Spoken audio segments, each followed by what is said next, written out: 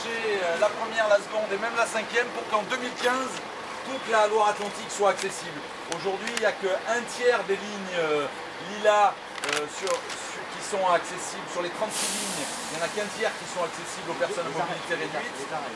Et donc, il y a des arrêts accessibles. Il n'y a qu'une ligne, deux lignes exactement, la ligne Saint-Philbert, Nantes, qui est accessible aux personnes à mobilité réduite, et encore 5 arrêts sur 53, et la ligne Saint-Brévin-Saint-Nazaire.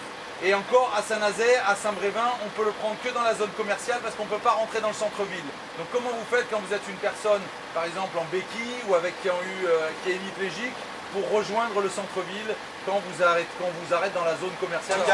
Simplement, moi je suis valide, je peux monter, mais Jean-Pierre, qui est en situation de handicap, sont obligés de rester sur la route et de ne pas pouvoir aller à Nantes alors qu'ils désirent aller à Nantes, retrouver pour cette action qui s'appelle « On n'a pas tous la chance d'être nantais ». Donc on vient vous expliquer aussi ce qui se passe. On bloque le bus. Vous pouvez nous aider en écrivant au président du conseil général, philippe.grosvalet@loireatlantique.fr.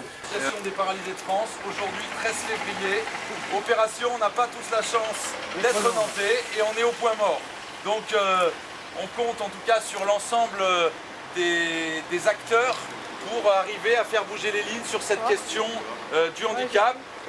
Quand on en est obligé à rester, voilà, comme Monsieur Chambon, au sol.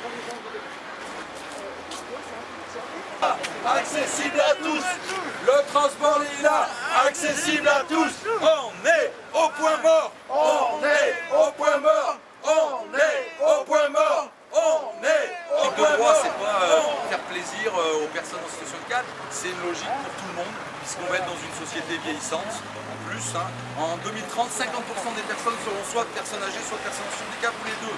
Donc il y a un vrai problème autour de la mobilité, et il faut que la mobilité ne soit pas uniquement pour ceux qui habitent Nantes ou Nantes Métropole, et ceux qui sont dehors du département, ils restent exclus.